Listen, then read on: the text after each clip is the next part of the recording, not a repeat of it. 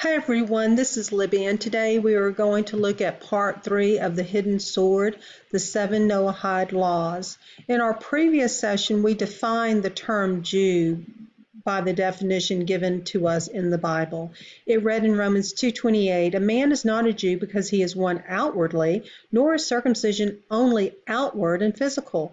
No, a man is a Jew because he is one inwardly, and circumcision is a matter of the heart, by the Spirit, not by the written code. Such a man's praise does not come from men, but from God Elohim."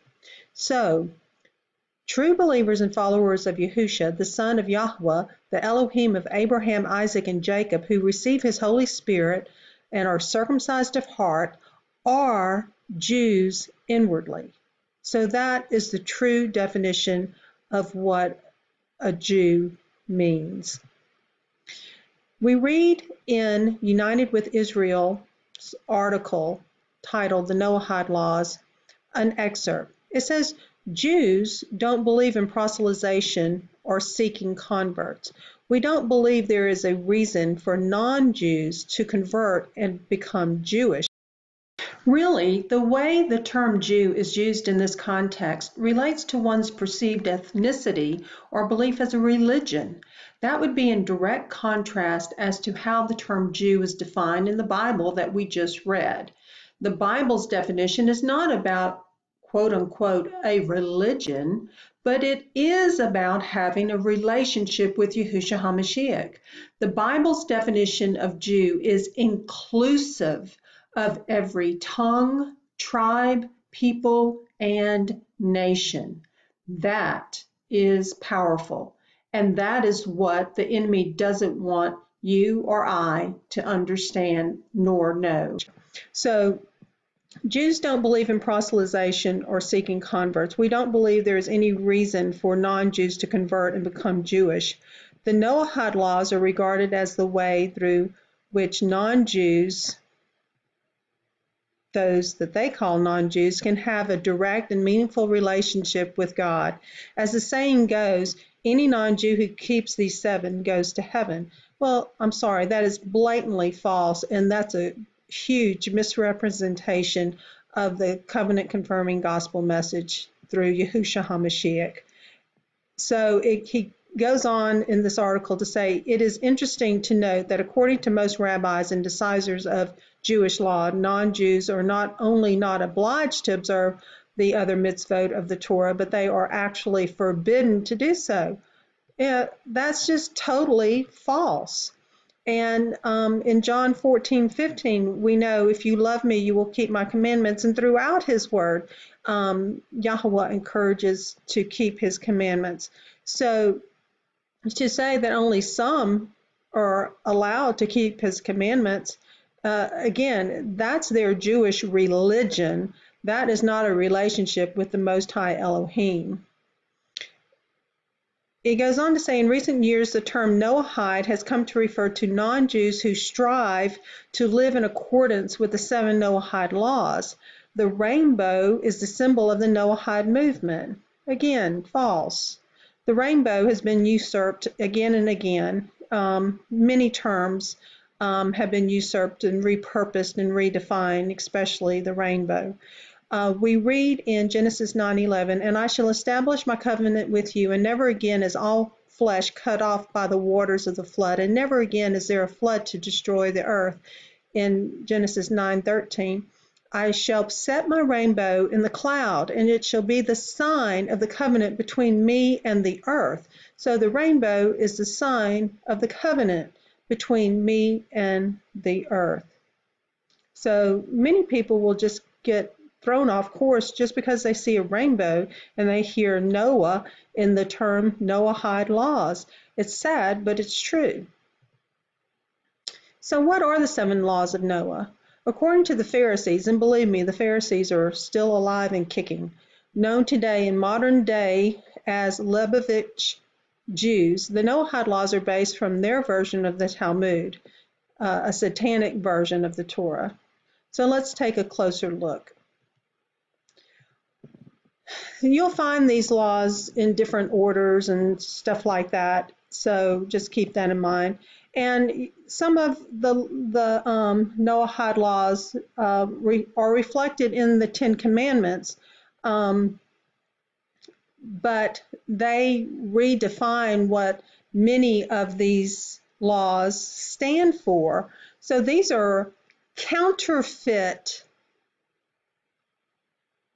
laws derived from his word. They are never listed in one section as, 7 Noahide laws. So it's man going in and picking and choosing and compiling all this stuff and saying, here, follow these 7 and you go to heaven. So hopefully people are waking up to such nonsense.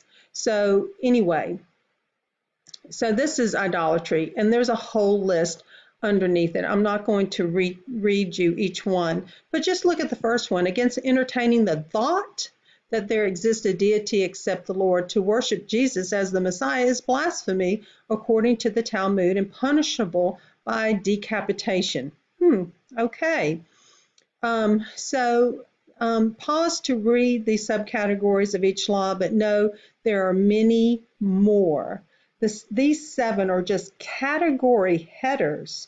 So in the book Israel and Humanity, Elijah ben Mozeg writes concerning these 7 laws that it is clear that each of them represents not a single commandment, but rather an entire group of related obligations. It was indeed natural to organize the entire law of Noah into general categories by analogy with the law of Moses, in which each precept, and they are vastly more specialized, includes a larger or smaller number of particular provisions, page 261.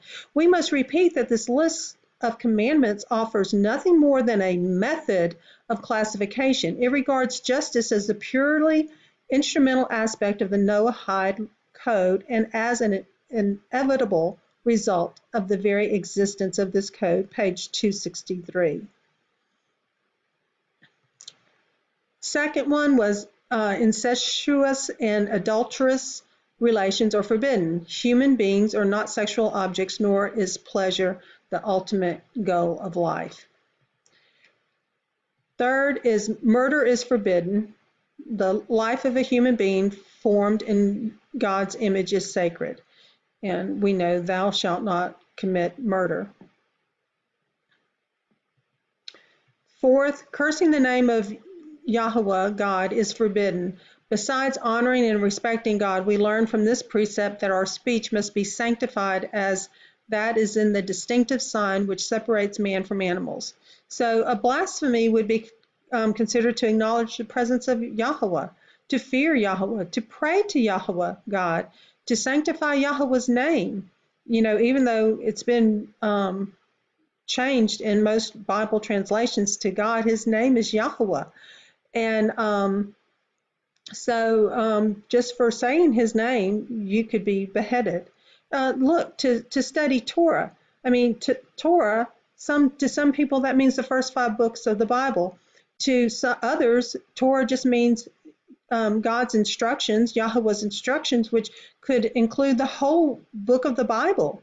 To others, like the Orthodox Jews, it would mean studying their Talmud with a little bit of Torah.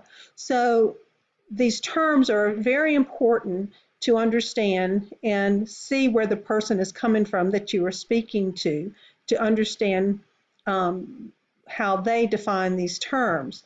Theft, we know thou shalt not steal, but you go on their list and it can go into more and more details.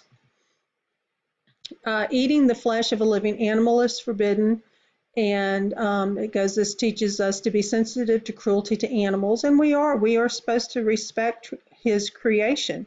But we have his 10 commandments in our marriage covenant with him, our marriage ketuvah, it's referred to in Hebrew. It's Exodus 19:5 through Exodus 24:11. It contains the 10 commandments. That's our marriage contract. And he gave us a new covenant contract, another blood ratified covenant sealed with his blood, and so we are to live with his covenant commandments.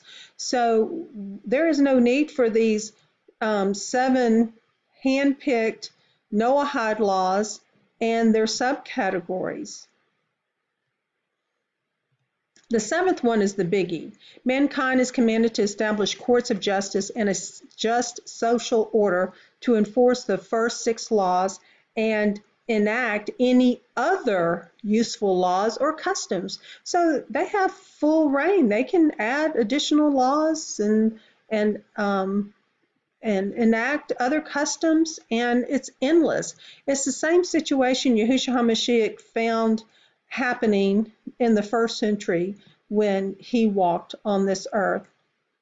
So this list goes into saying to appoint judges and officers in each and every community, to treat the litigants equally before the law, to inquire diligently into the testimony of a witness.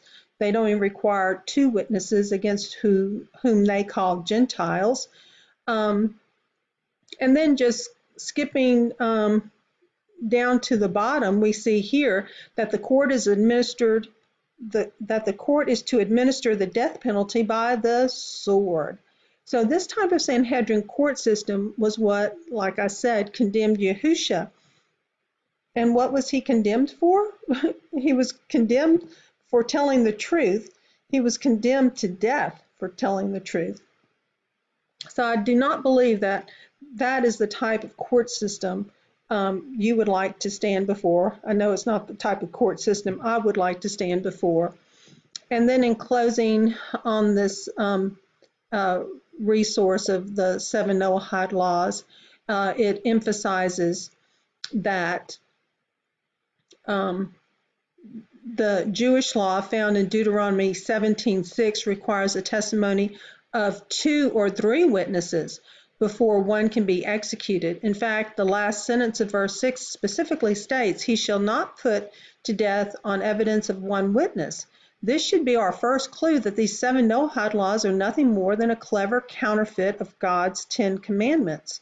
So this paves the way for the Lord to be defined as to who they define as Lord, and those who don't agree or who refuse to worship their Lord will be beheaded.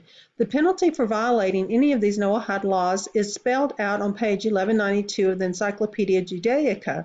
Violation of any one of the 7 laws subjects the Noahide to capital punishment by decapitation. Wow! In other words, if one person steps forward to accuse a Gentile of violating any of these 7 laws, that testimony alone would be enough to decapitate the accused. A person could be put to death for the flimsy accusation of being cruel to animals, and based on the lying testimony of one person? Notice there is no assumption of innocence until proven guilty, nor the prosecution having to prove their case. No, on the accusation of one person, the accused may be legally decapitated. I came across this book, The Divine Code, just to show you how complex all of this can get. I mean, this whole book is talking about the fundamentals of the faith, 9 chapters. The prohibition of idolatry, 12 chapters just on that one topic. The prohibition of blasphemy, 4 chapters. The prohibition of eating meat that was separated from a living animal, 9 chapters. The prohibition of murder and injury, 9 chapters. The prohibition of foreign forbidden relations, 7 chapters. The prohibition of theft, 16 chapters. Establishment of laws and courts, 4 chapters. Now let's take a look at some of the challenges that people face just educating the public about the Noahide laws. This is a 5-minute clip. Shalom Chavrim, I'm Steve Ben-Nun. You're watching Israeli News Live. And friends, I hate that we had to do this. We had to take down the greatest sellout that we had on YouTube today. We had about 15,000 people that were able to view it, so maybe most of you were able to see that. I'm going to talk a little bit about it here on our live broadcast, but I need to kind of let you know why we had to take this video down. we really got hit very hard. Not from comments or nothing like that, but from those individuals that did not want this video being loaded. I did move it over to Patreon, and that's the only thing I wanted to just let you know. And I would think for the most part, maybe everyone got to see the video. But the problem is they went into our computer. They hacked our system. We've been hacked many times before by them. They removed all of my notes. When we were trying to load this video last night, I guess where I made my first mistake was in the title. I kind of revealed more information in the title, which was pretty blatant at the time. It wasn't the greatest sellout either, but it was pretty blatant, and I won't say it here live right now. But that seemed like a red flag. It took us more than 9 hours to get this video uploaded. We had to change computers. We had to change systems to try to upload the video. We were under a major assault. And then we had taken and we'd saved all the information, the links where you could trace and find this information. Everything was taken out of our computer system. So we definitely irritated someone pretty badly. And I can understand why. Because in the video, I go deep into the situation of what's going on concerning the Noahide Laws and how it had slipped past us. And I'm not going to go as deep into it this time here, but I really want to share some information with you, though.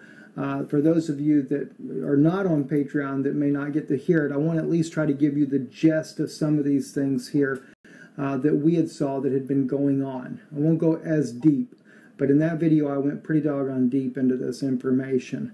And another reason, too, we're doing this live is because we're hoping by being on here live we can get the information to you a little bit easier than we could if we were actually on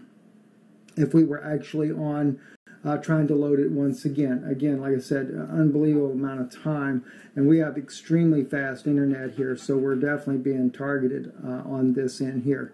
But what had slipped past us is concerning a major, and I like to call this elite rabbis that have been working for years to bring close the divide between what they call Jewish and Christian relations.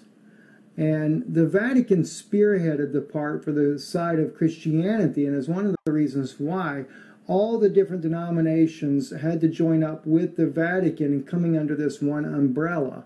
And also, it was George Bergoglio, who most people call Pope Francis, that it was he that had sent his delegation of priests years ago over to, and this is a picture of them there, going to Israel for studying what I even claim to be the Noahide Laws. I say this because Rabbi Riskin is the very place that they went to. It says right here in the very article, the trip itinerary included a 2-day seminar at the Center for Jewish Christian Understanding and Cooperation in Efrat, headed by Rabbi Shlomo Riskin. Now, Rabbi Riskin, he is a New York-born rabbi that ended up making Aliyah to Israel. He is, of course, now an Israeli citizen as well. And he has really spearheaded a lot of the relations between the Vatican, and not just the Vatican, also with John Hagee. He speaks at Mark Beltz's synagogue here in the United States, up in Washington. And he's got his feet in a lot of doors. And what's concerning to me is that a lot of believers have become targets to unite into this interfaith movement and ultimately to convert them to Judaism, and those that don't convert to Judaism, to put them under the 7 Noahide laws. And even from one article, and I don't know where it's at now, Bergoglio himself also was trained under this Noahide system. Now, this was before he was even a pope. He was only a cardinal at the time. In this article, Breaking Israel News, it was titled, UN Drafts Resolution, Abortion/Assisted Suicide or Human Rights. Sadly, that's the day and age it seems that we find ourselves living in. I'm not for abortions. I'm not for assisted suicide.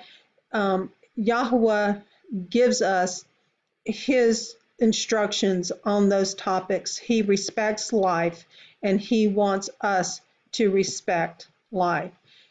So it starts by saying the United Nations Human Rights Council recently declared that abortions are a universal human right in a move that one rabbi sees as a reenactment of drowning Hebrew babies in Egypt. The nascent Sanhedrin reacted by ruling that this is a clear violation of the Noahide laws. I would say it is a clear violation of Yahweh's laws, incumbent upon all humanity, warranting a hearing before the International Court of the Sanhedrin. No, Yahweh has his own court. He is the righteous judge. Every knee shall bow and every tongue shall confess that Yahushua HaMashiach is Lord. He will judge humanity for those things done in the flesh. So it's using a topic here that mankind has adopted into many nations as laws that are legal, but they are illegal according to Yahweh's word. They are against his word. So again, it brings out the warranting a hearing before what? The International Court of the Sanhedrin.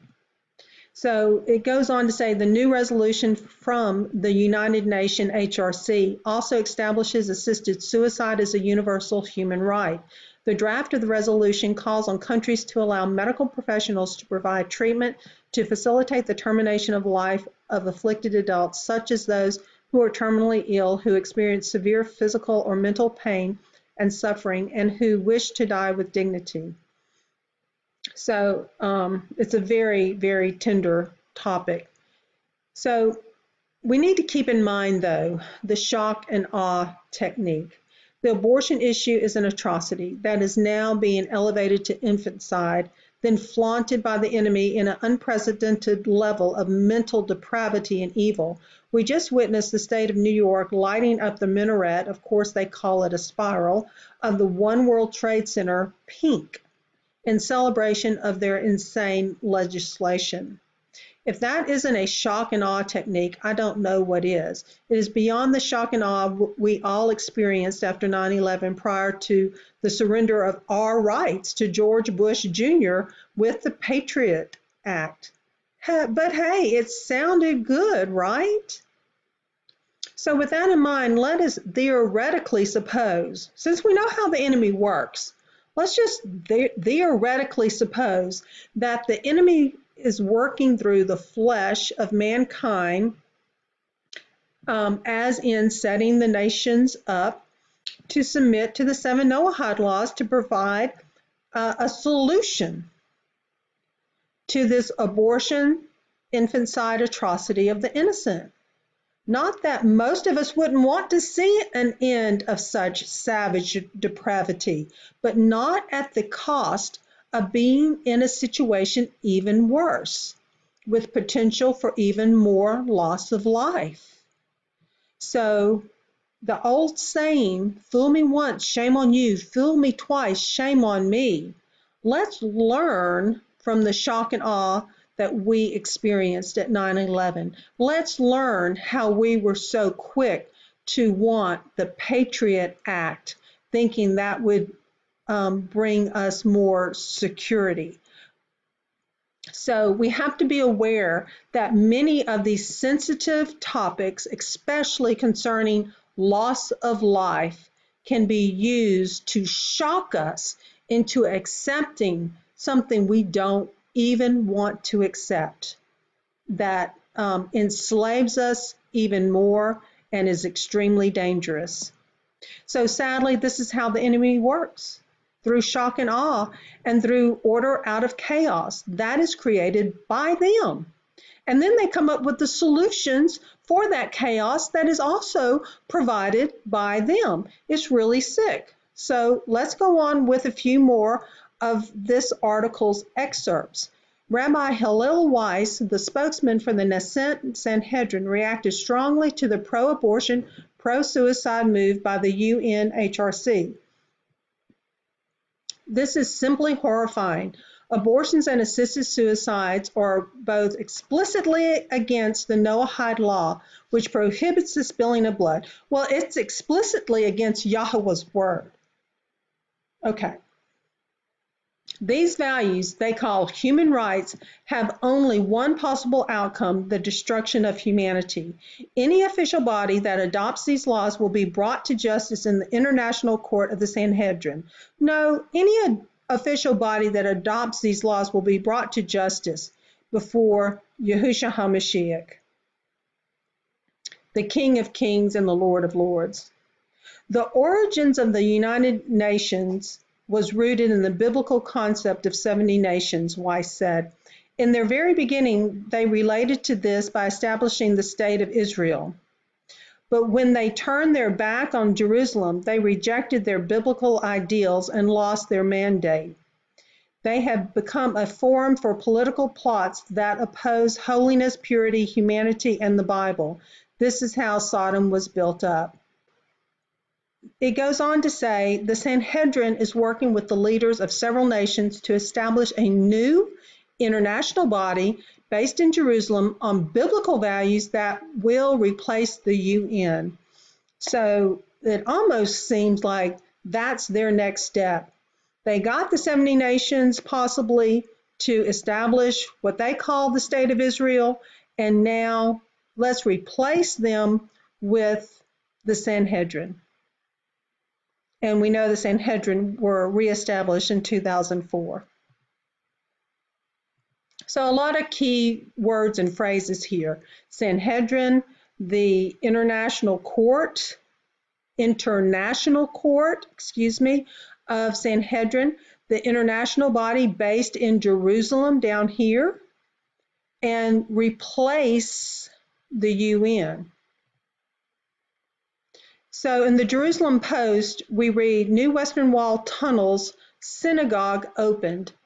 The synagogue is deep inside the complex and is adjacent to the area above, which the ancient Jewish temples on the Temple Mount stood, and the inner sanctum of the Holy of Holies in particular. So let me read that again.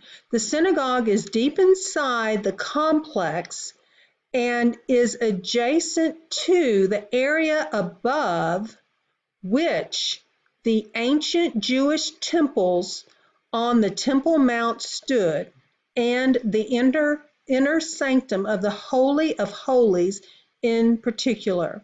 Now I'd like to share this video of a tour, and I'll leave the link in the description. We are continuing to expose this underground third temple, this synagogue. Hopefully you've watched the previous video. We've shown you this assembly of the 70 elders. This is this underground synagogue right next to the Western Wall. That's the Western Wall right there. There's an altar. There's seats for 70 and seats for 24, perfectly described in Ezekiel chapter 8. If you don't know what we're talking about, watch the previous video. Now, here we have the altar. We're going to get a description from a tour guide about what that is. They're calling it a pomegranate. It's very strange. We, of course, have this altar. This was dedicated Hanukkah last year, and then this year they dedicated the altar. So the third temple is already dedicated. The altar is already dedicated. Not only that, we're going to see various rooms and facilities that are components of the third temple that are already built. They're just underground. And we've shown you the plans by the Temple Institute to make a Sanhedrin Council. Well, they've already built it. It's this, perfectly fulfilling Ezekiel chapter 8. And we're going to show you other chambers and rooms and dining halls and mikvahs built underground next to the Western Wall. But here's the tour.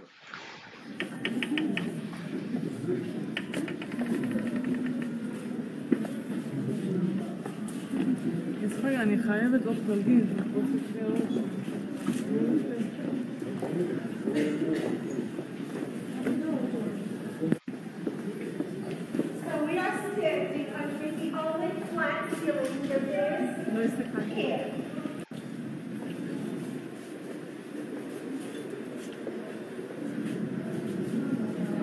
me about the round. Come here. This is a pomegranate. I don't know what Gershon spoke to, but this is a pomegranate. This is the art that holds the Torah scroll. It's made of Hebrew letters all around. White pomegranates, one of the very famous that just bought pomegranate in the Shuk Machane that weighed a kilo. That's 2.2 pounds for one pomegranate. There was one, not one of the big ones. So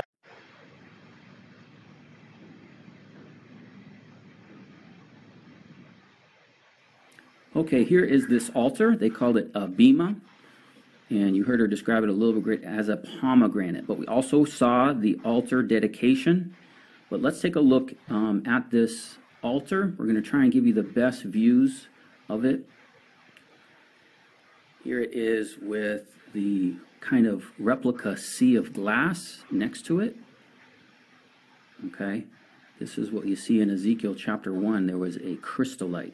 So they're mimicking things around the throne.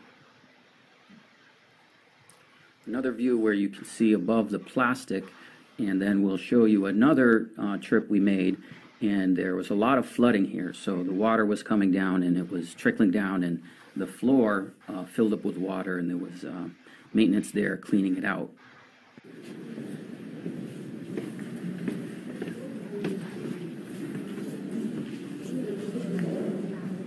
Okay, so where would the bridge be? On this side, you can see the last arch and different colors and what we've done. Again, this was the bridge, this is the sky, Synagogue, it rains in here. Can you do that? Islands that you see there. There's some gold in the furniture. Anyway, so they decided not completely solve the water leakage problem. As you can see when it rains, so I'm going to ask you to take eyeballs here and you walk down. Okay, here is the synagogue above us. You can see a menorah and the ball, and let's take a look at the other side. Okay, and here's the other view of the synagogue.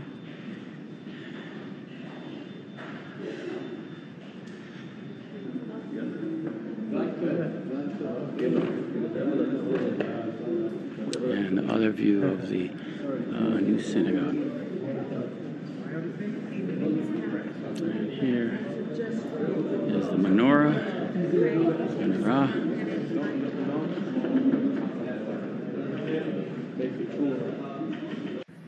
Okay, we're at the location where they dedicated the altar against this wall. This is the location of the pavement stones, Gabbatha, judgment seat, and they have left behind a piece of the altar. How strange. This is aerated concrete. You can see with my hand, it's not heavy. You can, pick it up. And they left this piece behind like a cube. Weird circumstances.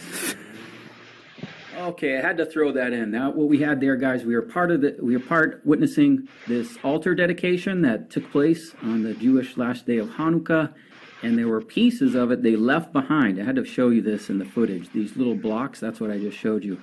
So they dedicated the altar. This was Hanukkah, and that whole other Sanhedrin Council they dedicated last year. This whole synagogue. You can see this is a Hanukkah. It's got 9. We've shown you this, but the synagogue and everything we've just shown you is a pattern of something they had in the temple.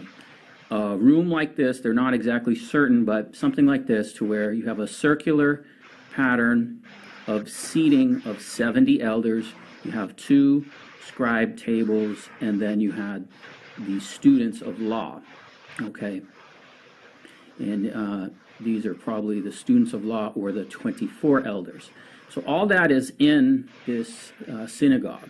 Okay, even in this photograph, we can see the circular pattern, the scribe table, and then back behind this area over here, there was 24. So all this is the pattern of what they said they would build, and they have. Okay, again, other views of this that we've shown you. Then we come to something else, which is this.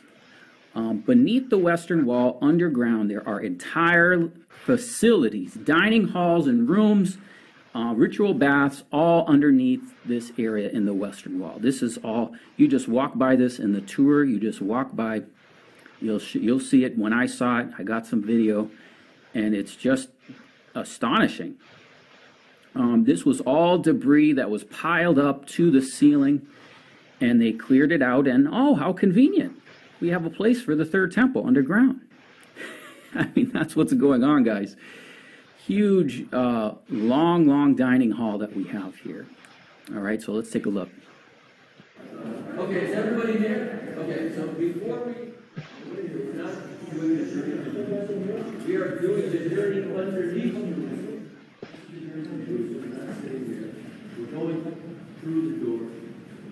Okay, more amazing views of the Western Wall hidden tour.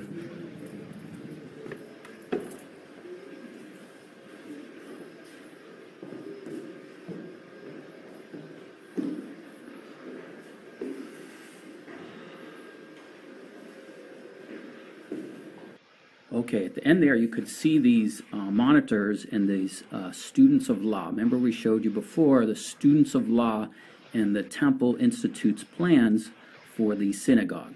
Here you can see this. You can see it's even green, just like the monitors. Seats for the students of law. We showed you this whole architectural design for the Sanhedrin Council in the other video, but these are other things that we found that were part of this facility underground. So this is all part of the students of law, okay? And this is built. This is happening all underground in the Western Wall area. Various rooms and things underground that have this. Okay.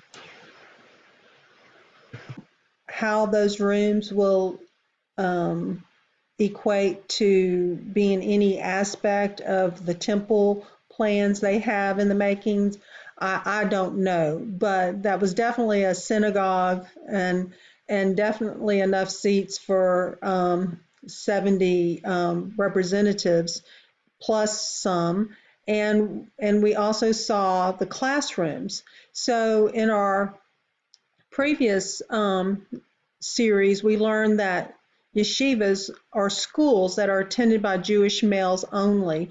Girls are not sent to yeshivas. We understand they are being taught the Talmud version of the understanding of Torah. In part one of the series, I inserted a still shot of the boys in one yeshiva, but could not bring myself to post the video of the things they said, since I know they are simply a product of their environment. Essentially, we all are products of our environment. We are all born into slavery until we come to the saving knowledge of Yahusha, the one that came to set the captives free. But they are steadily, really indoctrinating these young boys into the Talmudic version of what they call Torah. We also just viewed the classroom settings underground for training students of the law. How does that connect? You know, we just looked at the 7 Noahide laws. We just saw that they would be establishing courts in all communities, and they'd have to be led by people that were well versed in the Talmudic law. So here we go. There's training facilities for the students of the law. We know that in order to establish their Sanhedrin Noahide court system, like I just said, they require those judicial positions be filled with people knowledgeable of the Talmud and the Noahide laws. Where else would one go for training? It would have to be a school for students of the law, whether there or satellite facilities.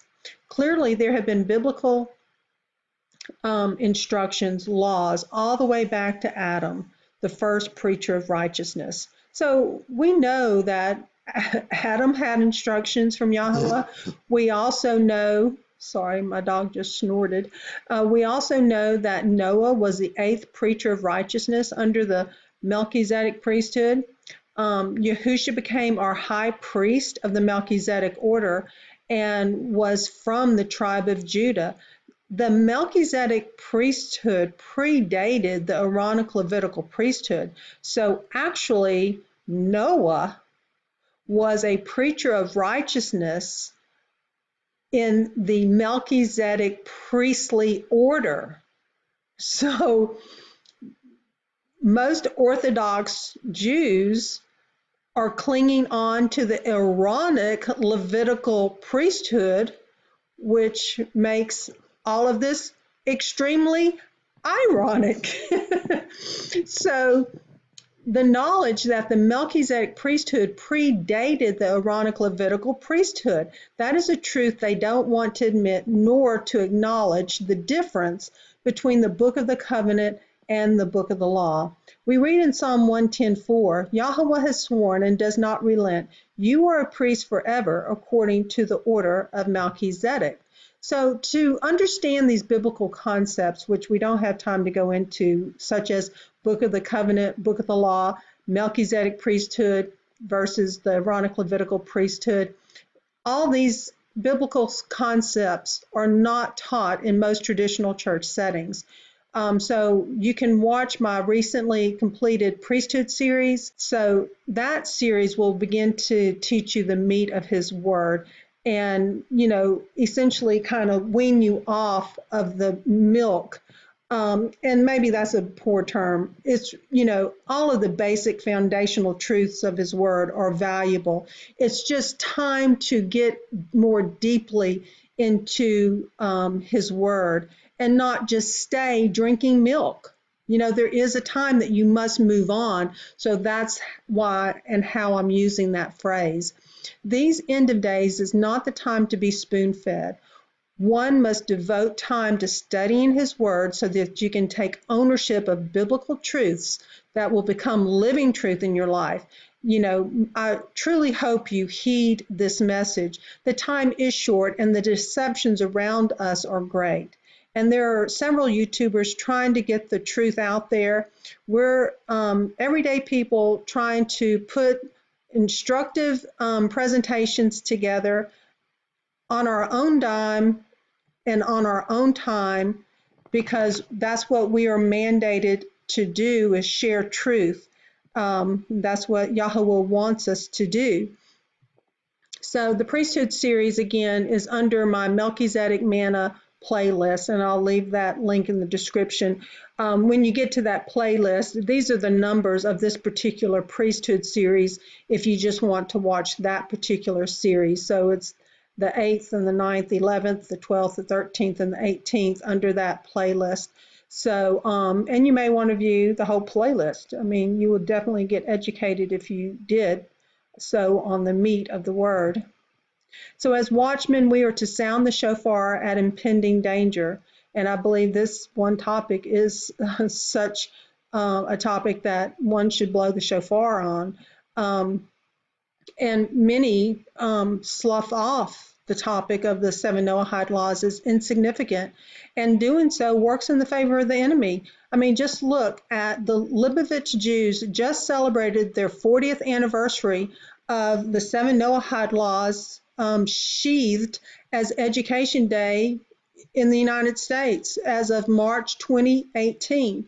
The past 7 presidents, inclusive of President Trump, signed the declaration, and it was enacted into Public Law 10214 by George H.W. Bush. So we need to be watchful. We need to be good Bereans, and we need to stay in prayer for those that are blind, those in the Orthodox Judaism community, that one day they will see Yahushua HaMashiach for who he is, who he was when he came the first time, and he will come again, and he still lives, and he is seated at the right hand of the Father, ruling and reigning. And the one that they are unknowingly or knowingly looking for is going to be the anti-Messiah. So stay in prayer that they will have eyes to see and blood-tipped ears to hear, Stay in prayer for those caught up in Christian Zionism. Hey, I was there. You know, I was thinking I was supporting the true Israel, but with some education, you see how the enemy works. Lastly, just stay in prayer. So, shalom, be watchful and study and show yourself approved as good Bereans. Blessings to you all. Thanks for joining me. And until next time, shalom.